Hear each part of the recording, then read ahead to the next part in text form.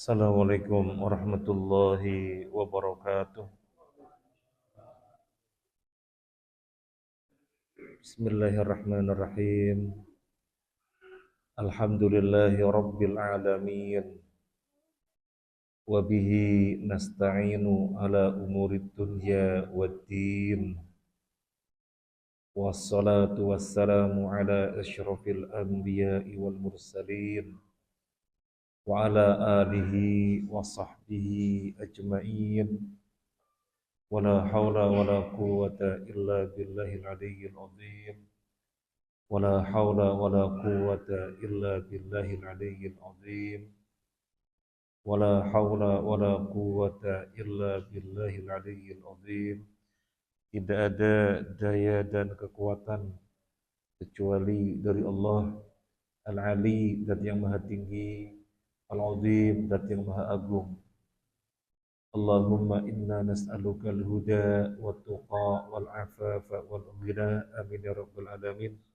Para jamaah rahimani wa rahimakumullah, kajian kita tafsir surat Hud.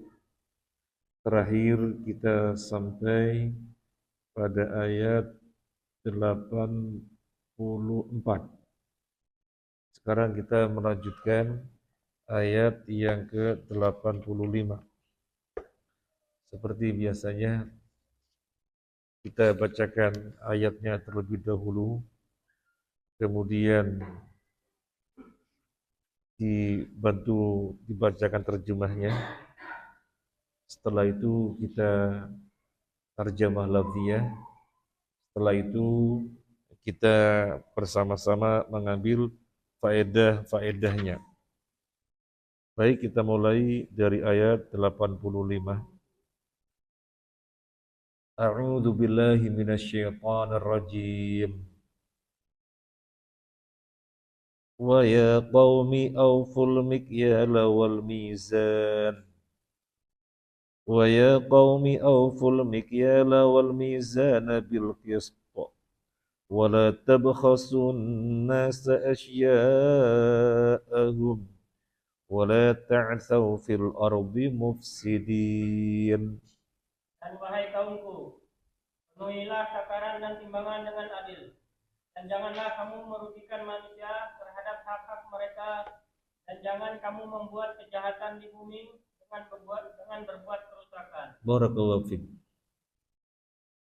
Wa ya qaumi, wahai kaumku, aufu, penuhilah oleh kalian al-mikyala, takaran, wal mizana, dan timbangan, bil qisti, dengan adil, wala tabkhasu, dan janganlah kalian menimpakan kerugian, annasa, kepada manusia, asya'ahum, pada perkara-perkara mereka, wala ta'thaw, dan jangan kalian melampaui batas, dan jangan kalian berbuat kejahatan, fil ardi, di muka bumi, mufsidin, dengan berbuat kerusakan. Itu terjemah lafziyahnya.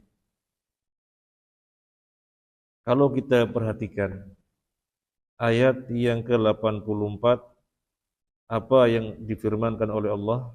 Wala tanqusul mikyala wal mizan. Wala tanqusu, apa artinya naqasa yanqusu? Mengurangi. Janganlah kalian mengurangi timbangan. Sekarang Allah berfirman bukan dengan wala tanqusu.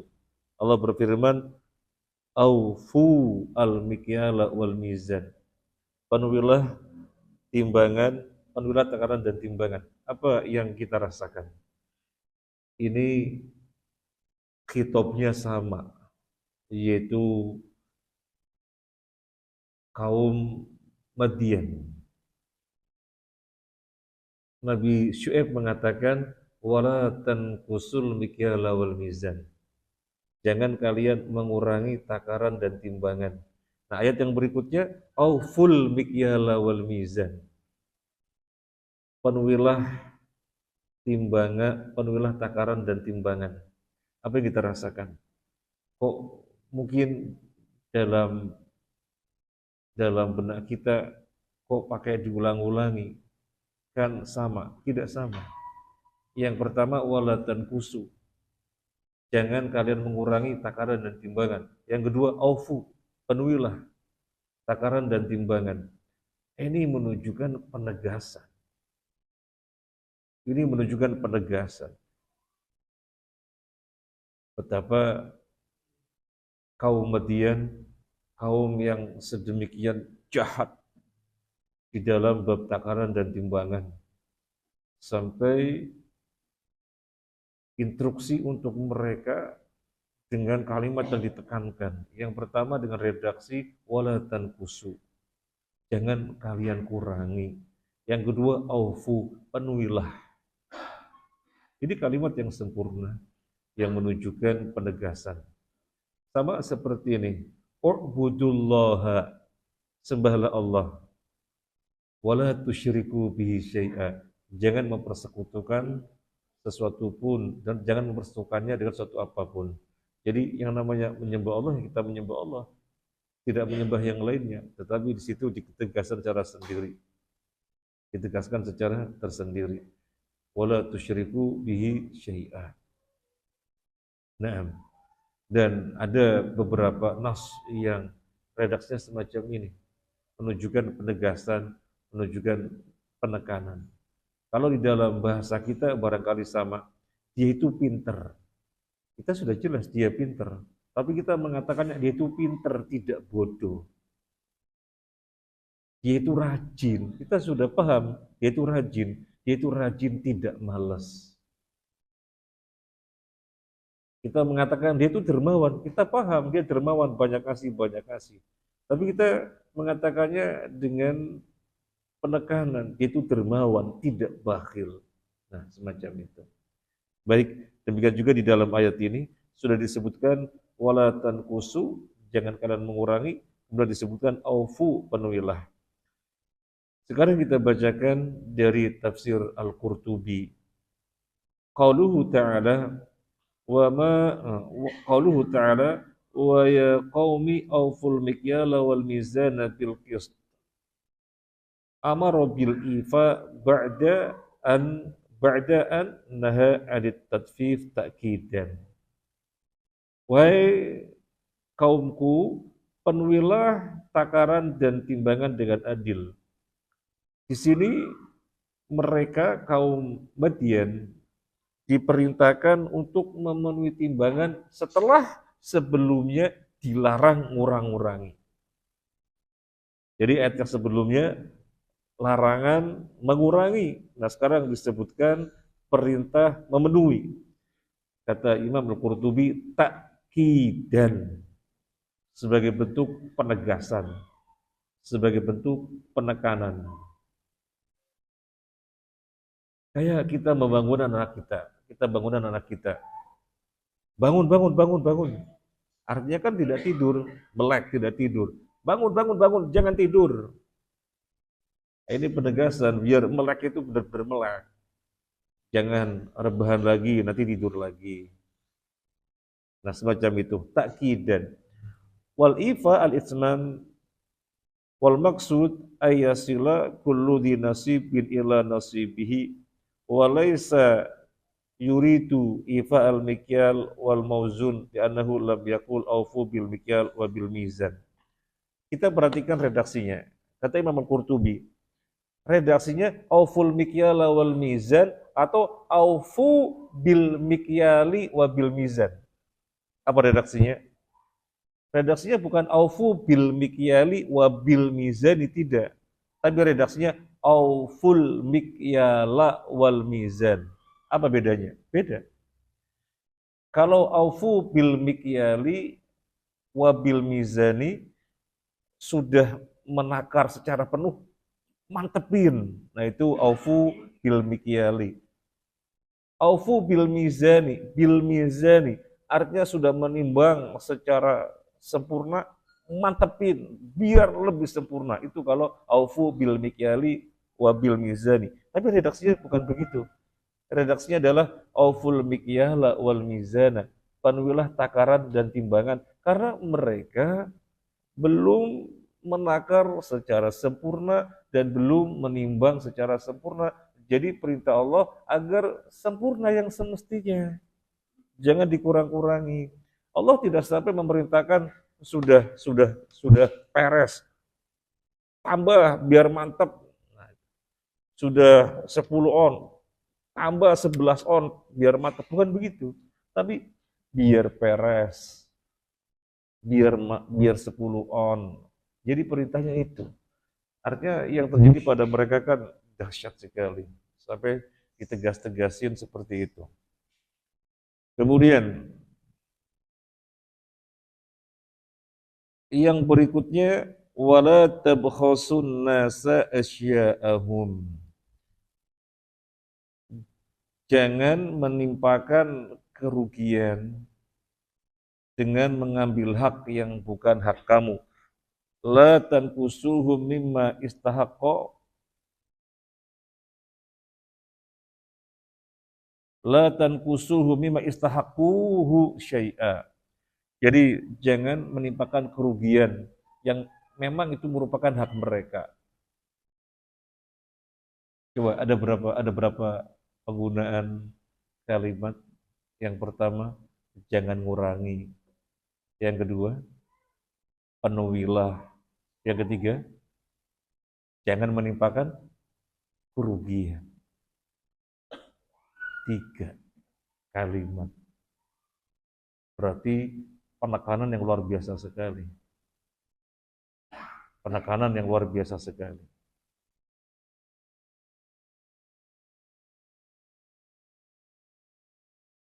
Sehingga ketika kita membaca ayat ini, pasti yang terbersit pada kita, jangan sampai saya, jangan sampai kita seperti kaum Madian yang Allah tegur dengan teguran sampai ditegas-tegesin seperti itu.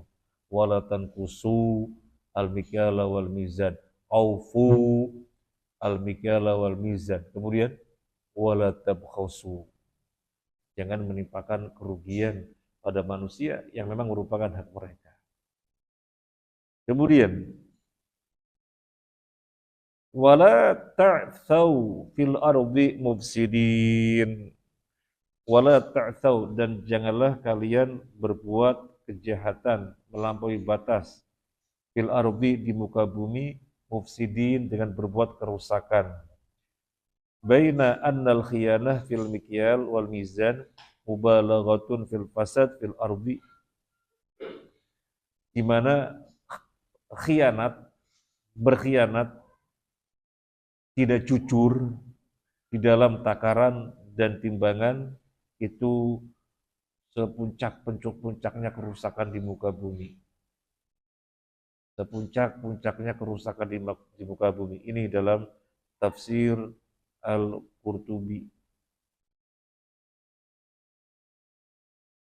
Kemudian di dalam tafsir As-Sa'di disebutkan, wa ya qaumi auful mikyala wal mizana bil qist. Wahai kaumku, penuhilah takaran dan timbangan dengan adil. Ai bil adli alladzi tardona an tu'tuhu.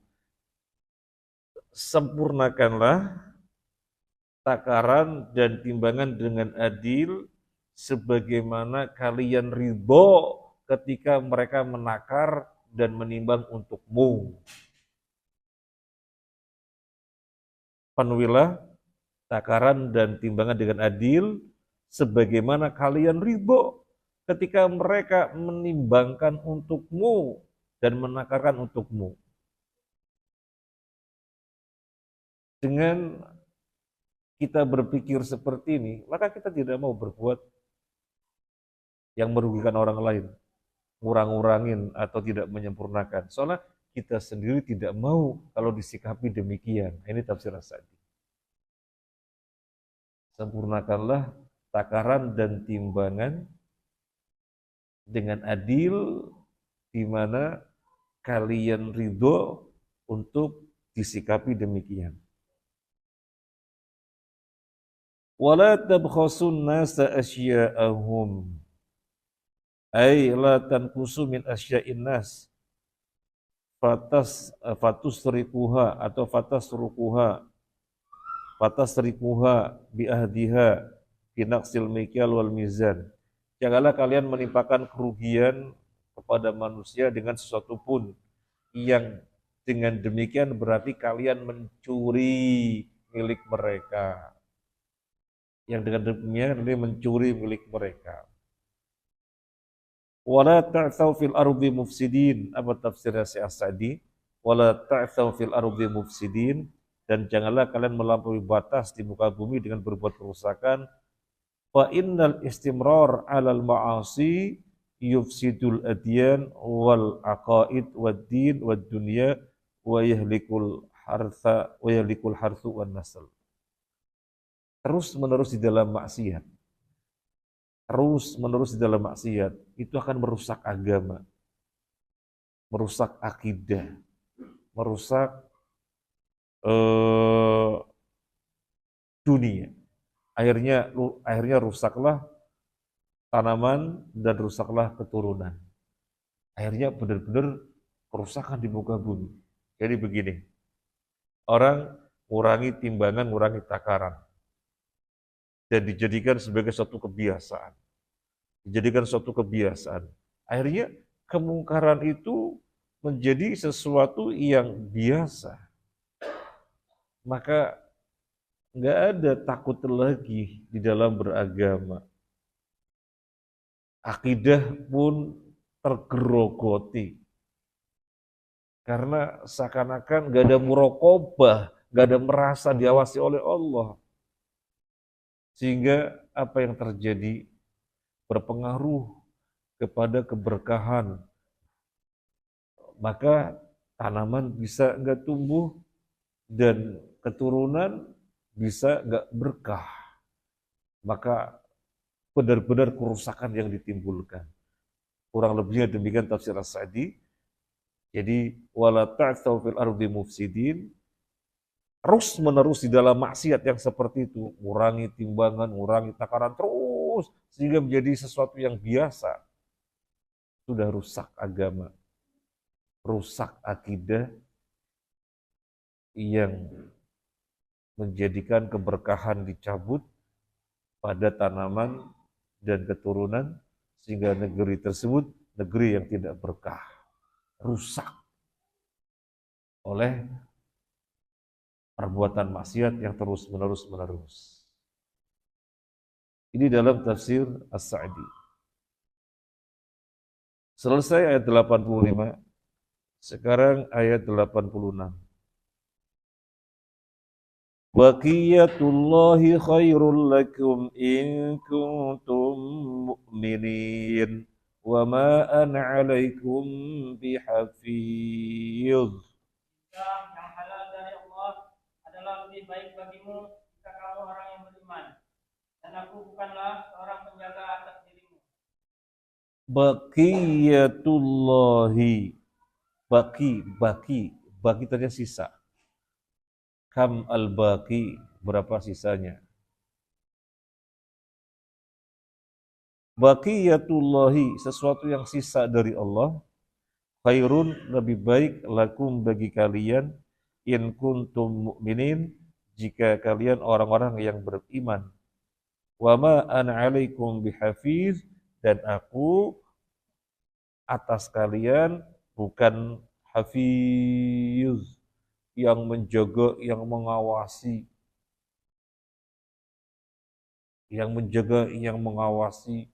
sebagai polisi, enggak. Maksudnya saya Nabi, atas kalian tidak sebagai polisi, tidak sebagai pengawas, tidak sebagai penjaga. Naam. Kita ulangi lagi, baqiyatullahi, yang tersisa dari Allah, khairun, lebih baik, lakum, bagi kalian, in kuntum mu'minin, jika kalian orang-orang yang beriman. Wa ma ana, dan tidaklah aku, alaikum, terhadap kalian, bihafiz, sebagai penjaga. sebagai pengawas. Kita bacakan dari tafsir As-Sa'di. Baqiyatullahi khairul lakum, ay yakfikum ma abqallahu lakum minal khair. Cukuplah bagi kalian sesuatu yang Allah sisakan untuk kalian, itu lebih baik. Cukuplah bagi kalian sesuatu yang Allah sisakan untuk kalian, itu lebih baik.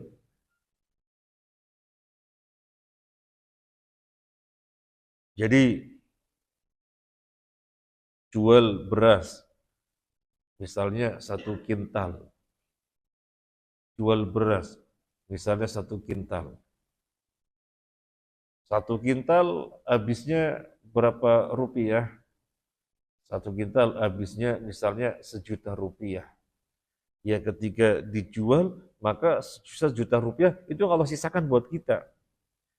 Tetapi kalau yang terjadi bukan Rp1.000.000, karena ngurangi takaran, karena ngurangi timbangan, jadinya 1.200.000 misalnya. Maka yang baik adalah 1.000.000 tadi. Karena yang 1.000.000 berarti itu yang disisakan oleh Allah untuk kalian. Itu hak kalian. Itu lebih baik. Itu lebih baik. Maka Syekh Sa'di mengatakan, yakfikum ma abqallahu lakum minal khair. Cukuplah bagi kalian sesuatu yang Allah sisakan untuk kalian. Ini kan konteksnya di dalam ayat ini terkait dengan takaran timbangan. Sebenarnya dilarikan kepada perkara umum apapun. Perkara umum apapun. Misalnya, kita kerja normal sehari 8 jam. 8 jam misalnya dibayar 200.000 misalnya. Kemudian yang mempekerjakan nawar-nawarin, sekalian ya, gak usah pakai istirahat. Nanti kan biasanya zuhur istirahat, asar istirahat, gak usah. Langsung full, dari jam 7 sampai jam 6, full. Gak usah pakai istirahat. Nanti tak tambah menjadi 350. Padahal dengan 8 jam yang semestinya ada istirahat, sholat, zuhur, asar, dan maghrib, dapatnya 200. Tapi diiming-imingi, full yang usah istirahat ya. Etos kerja tinggi gitu loh, gak usah pakai istirahat, tak tambah, jadi 350. Dan seseorang mau. Maka ingat ayat ini, baqiyatullahi khairul lakum. Yang baqiyatullah berapa? 200. Yang baqiyatullah 200. Baqiyatullahi khairul lakum in kuntum mu'minin. Yang tersisa dari Allah, itulah yang lebih baik bagi kalian. Di dalam apapun. Kalau ini konteksnya menakar, menimbang, tapi sesungguhnya di dalam apapun. Karena kan di dalam mengambil faedah dari ayat dan hadis itu keumuman lafaz, bukan kekhususan sebab. Kalau kekhususan sebab ya hanya terkait menakar dan menimbang. Tapi mengambil faedah dari nas itu keumuman lafaz. Oh, di sini baqiyatullah berarti apa saja. Termasuk misalnya begini para jamaah. Kita jadi panitia membagi kue. Apakah sebagai panitia menyisakan dulu? Ini disisakan dulu buat panitia, apa begitu? Enggak, adabnya enggak begitu. Adabnya enggak begitu. Adabnya panitia itu yang terakhir. Kalau memang ada bagiannya ya dapat, kalau enggak ya enggak ada.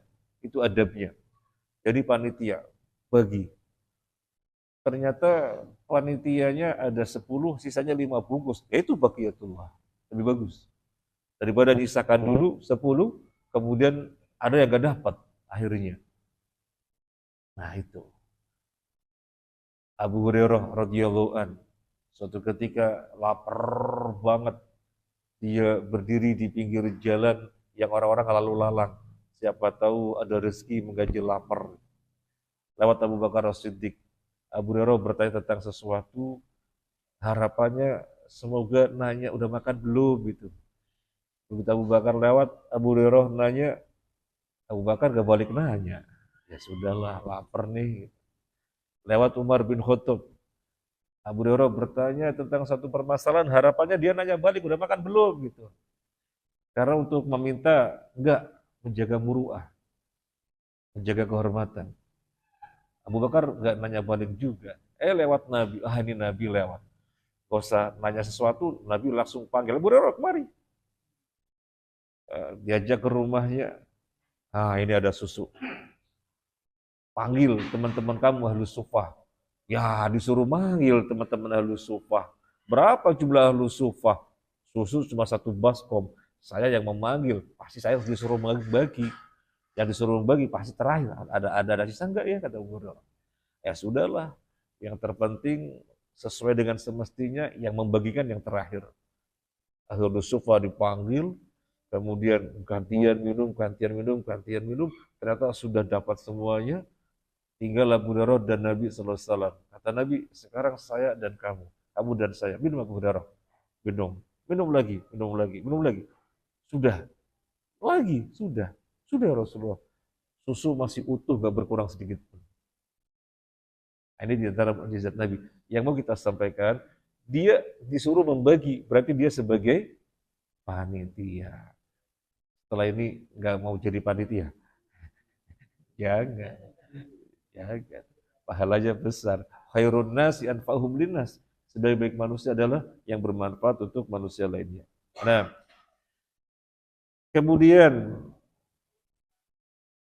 lebih lanjut Syekh Sa'di mengatakan, wa ma huwa lakum fala tatma'u fi amrin lakum anu ghadiyah wa dharun lakum jiddan.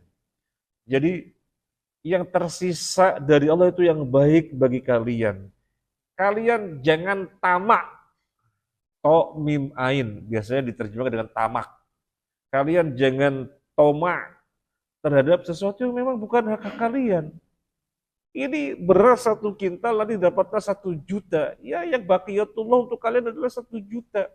Jangan 1 juta gimana biar jadi 1.200.000. Ada yang kurang-kurangi menimpakan kerugian orang lain.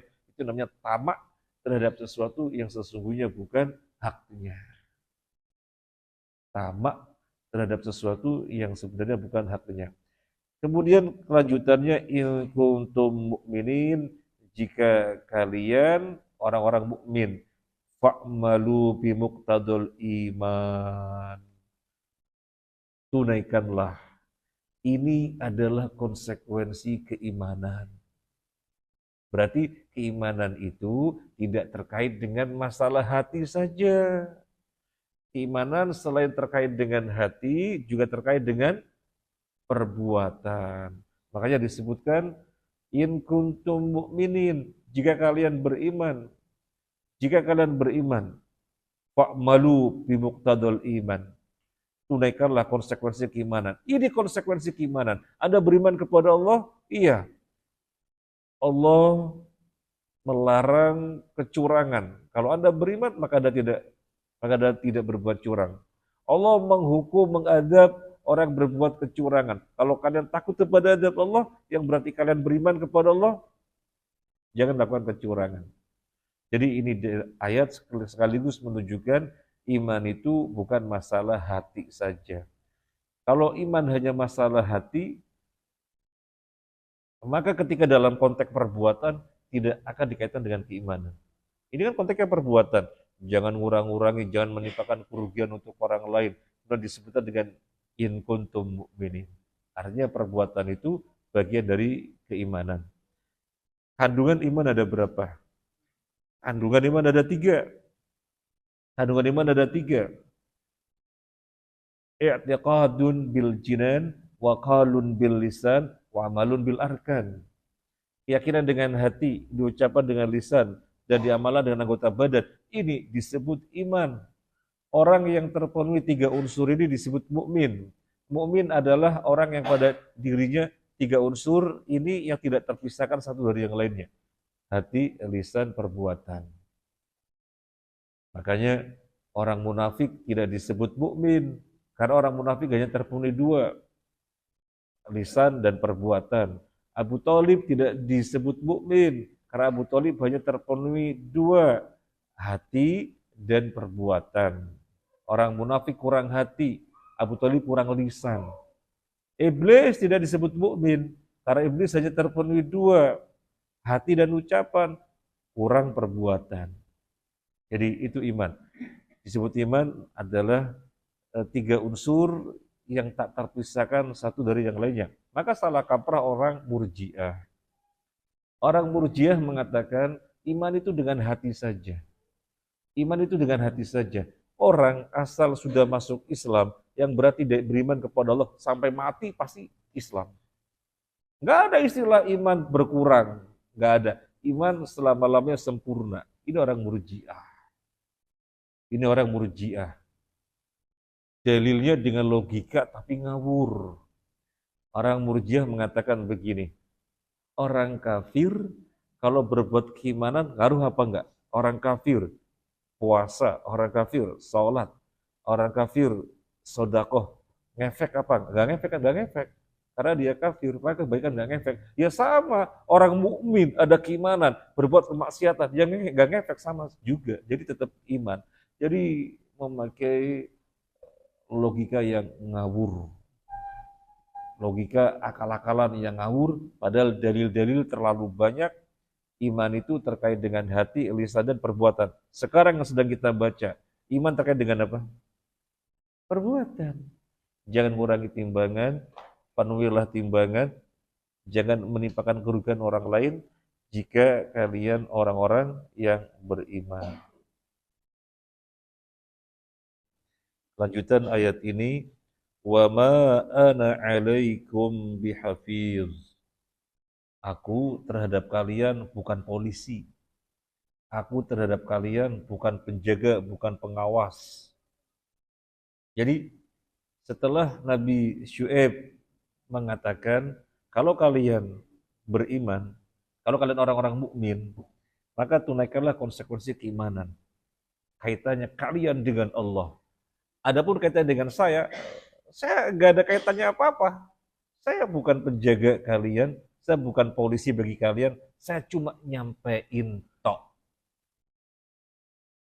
Saya cuma nyampein tok. Wa ma ana 'alaikum bihafiz. Saya cuma nyampein tok. Hafiz. Nabi Syuaib disebut Hafiz. Allah juga punya nama Hafiz.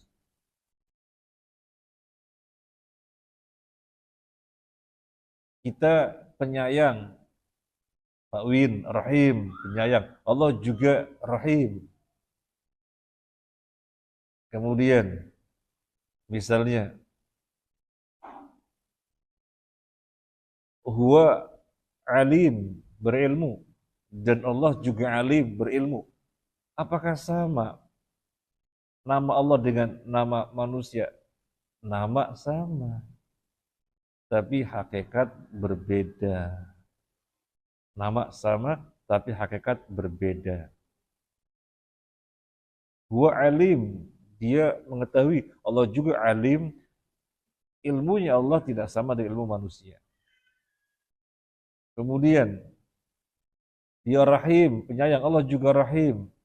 Sama-sama rahim, tapi rahimnya Allah, maha pengasihnya Allah, penyayangnya Allah, tidak sama dengan penyayang manusia. Termasuk hafiz. Nabi Syuaib dinyatakan hafiz. Allah juga hafiz, tapi tentunya hafiznya berbeda. Dan Nabi SAW disebut Ra'ufur Rahim. Ra'uf nama Allah, Rahim juga nama Allah. Dan Nabi juga Ra'uf Rahim.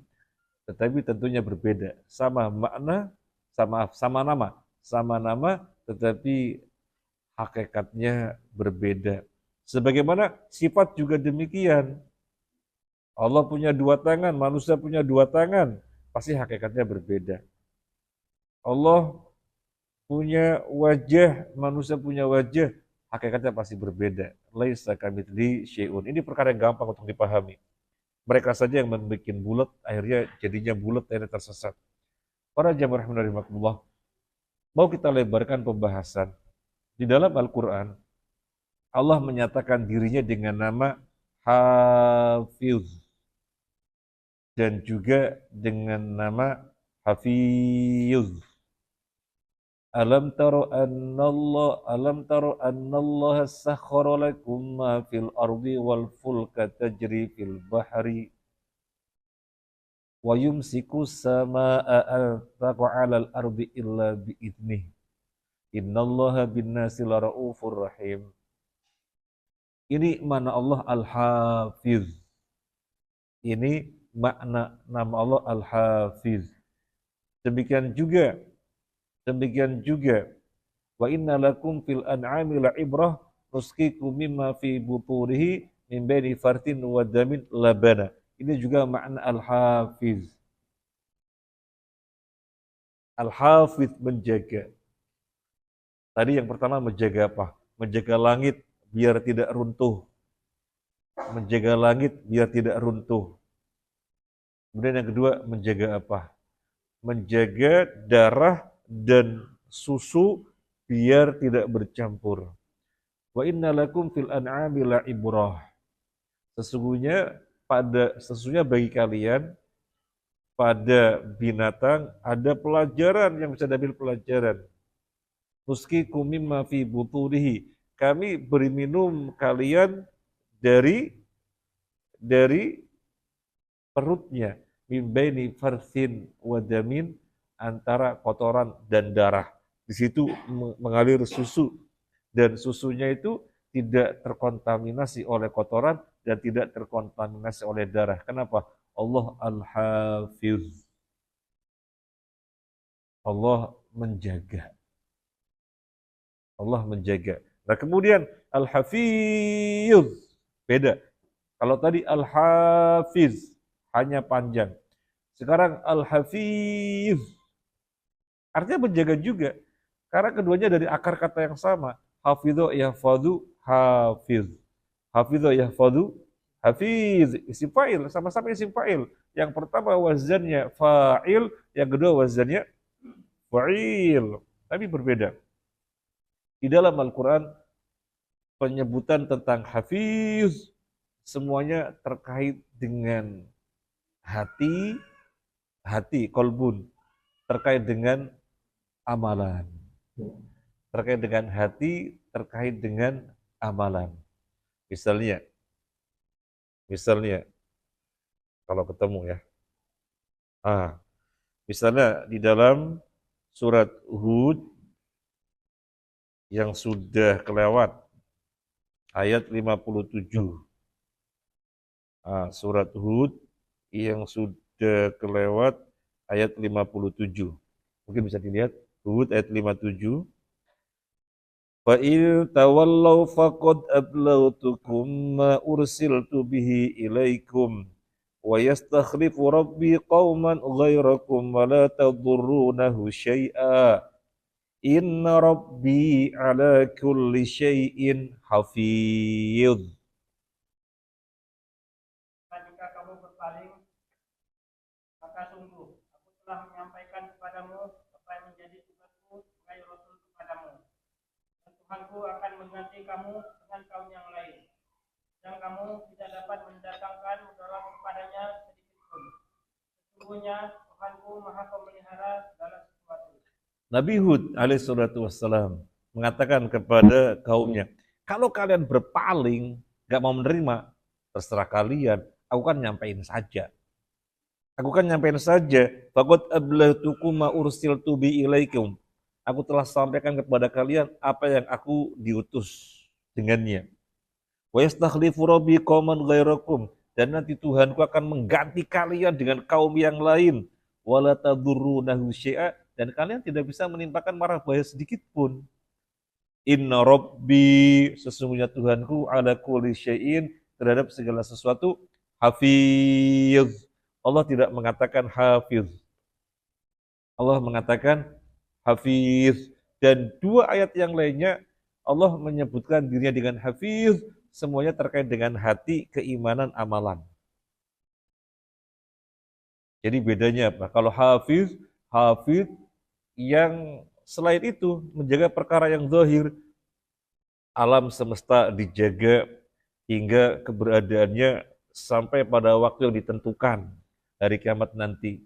Selama belum datang waktu yang Allah tentukan, Allah jaga. Langit Allah jaga sehingga tidak runtuh. Susu yang merupakan hajatnya manusia dan keluarnya itu di antara kotoran dan darah, tetapi tidak terkontaminasi oleh kotoran ataupun darah. Allah jaga. Ini Allah Al-Hafiz. Tapi kalau terkait dengan keimanan, amalan, penjagaan hati, Allah Al-Hafiz. Maka kita bisa memohon kepada Allah yang terkait dengan keimanan, penjagaan hati dengan memanggil Allah Al-Hafiz. Mohon maaf, kita sering berdoa dengan memanggil Allah Al-Hafiz. Allahumma innaka antal hafiz. Ihfaz hifdhu kalamik Al-Quran. Jagalah pada diri kami hafalan kalammu Al-Quran. Jangan sampai lupa. Atau penjagaan istiqomah. Allahumma ihfaz lana al-istiqamah. Innaka antal hafiz. Jadi panggil Allah dengan Al-Hafiz. Yang sifatnya keimanan, hati, penjagaan. Nah, kalau kita pengen dijaga keamanan, dijaga apalagi, dijaga hartanya dan yang lainnya, itu suatu yang zahir, panggil Allah Al-Hafiz. Atau panggil kedua-duanya. Allahumma innaka antal hafiz wa innaka antal hafiz. Panggil Allah dengan kedua-duanya.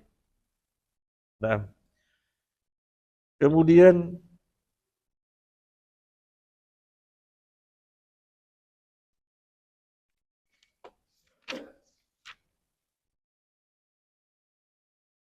yang ke-87.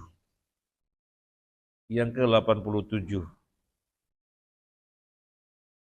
Qalu ya Syu'aibu as-salatuka ta'muruka an natruka ma ya'budu aba'una aw an naf'ala fi amwalina ma nasha' innaka la antal halimur rasyid.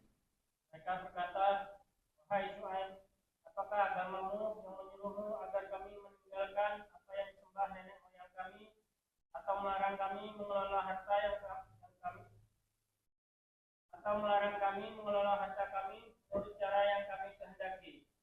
Sesungguhnya engkau benar-benar orang yang sangat penyantun dan pandai. Qalu, mereka mengatakan, ya Syu'aibu, hai Syu'aib, as-salatuka, apakah salatmu, ta'muruka, memerintahkanmu, an-natsruka ma ya'budu aba'una, untuk kami meninggalkan apa yang bapak-bapak kami menyembahnya. Au an-naf'ala, atau untuk kami berbuat fi amwalina, pada harta-harta kami, ma nasya'u, terserah kami. Innaka, sesungguhnya kamu, la anta, benar-benar kamu, al-halim ar-rasyid. Padahal al-halim ar-rasyid. Al-halim yang sangat penyabar, ar-rasyid yang sangat menunjukin. Jadi globalnya ayat 87, kaumnya menyalahkan apa pada Nabi Syuaib? Menyalahkan apa? Menyalahkan apa? Sholat. Apakah sholatmu yang menjadikan kamu melarang-larang kami untuk menyembah apa yang bapak-bapak kami sembah? Apakah sholatmu yang menjadikanmu melarang-larang kami untuk berbuat sesuka kami terhadap harta? Apakah sholatmu? Jadi nyalah-nyalahin sholatnya Nabi Syuaib. Di dalam tafsir As-Sadi disebutkan, ay qalu dzalika ala wajhi tahakkum bi nabiyihim wal istib'ad lijabatihim lahu, wa ma'na kalamihim annahu la mujika linahyika lana illa annaka tusalli lillah wa tata'abbadu lahu, afa in kunta kadzalik afa yujibu lana an natruka ma ya'budu aba'una liqaulin laysa alaihi dalil illa annahu muwafiq laka, fa kaifa nattabi'uka wa natruku aba'ana al-aqdamin aulal uqul wal albab. Kata Syekh As-Sa'di, rahimahullah, Su'aib, apakah gara-gara kamu sholat kepada Allah, lalu kamu punya hak untuk melarang-larang kami menyembah apa yang Bapak kami sembah. Apakah sholatmu, kamu beribadah kepada Allah, lantas kamu punya hak untuk melarang-larang kami di dalam kami berbuat terhadap harta sesuka kami?